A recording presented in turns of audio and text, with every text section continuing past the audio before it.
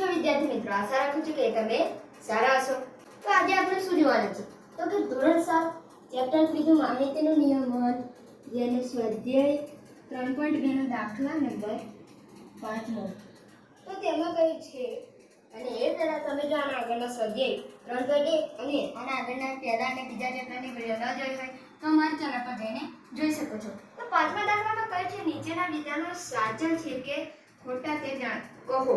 તો અહીંયા પહેલું વિધાન આપણને આપે છે બહુલક એ હંમેશા માહિતીમાંની જ એક સંખ્યા હોય છે.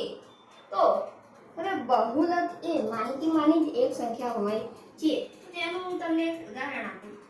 જો અહીંયા 12, 13, 14, 16,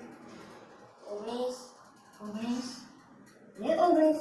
તો હવે આ આપણી ચડતા ક્રમમાં થઈ ગઈ છે. તો અહીંયા આ 12 અને 12 મળી ગયા. પછી અહીંયા તો આ કોમન છે અને આ મળી ગયા 19. તો બહુલક અહીંયા આપણને મળી ગયો 19. આનો બહુલક શું મળી ગયો? તો કે 19. આ બહુલક મળી ગયા આપણને 19. તો હવે આપણે કહી શકીએ કે આ જે માહિતી છે તેમાંથી જ આપણને બહુલક મળ્યો 19. તે માટે આ વિધાન અહીંયા આવશે સાચું. તમે અહીંયા આમ સાચું કરીને પણ લખી શકો છો. અહીંયા સાચું એમ લખી શકો છો.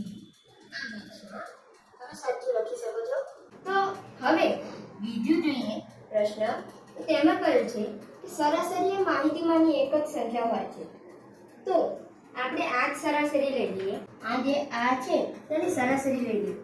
6, 4, 8, 9, 12, 13, 9.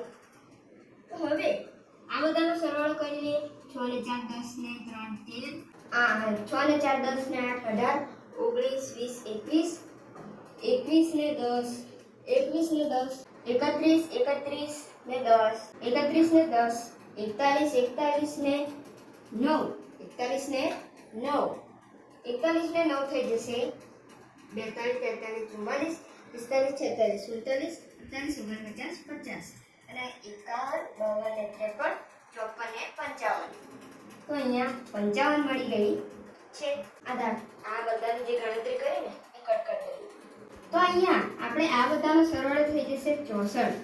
તો અહીંયા 64 તો કઈ માહિતીમાં આવેલા જ નથી. તો આ વિધાન કેવું થશે? તો કે ખોટું. આ વિધાન થશે ખોટું. તો હવે ત્રીજું વિધાન જોઈએ. તેમાં કહ્યું છે કે મધ્યસ્થ એ હંમેશા માહિતીમાંની એક સંખ્યા હોય છે.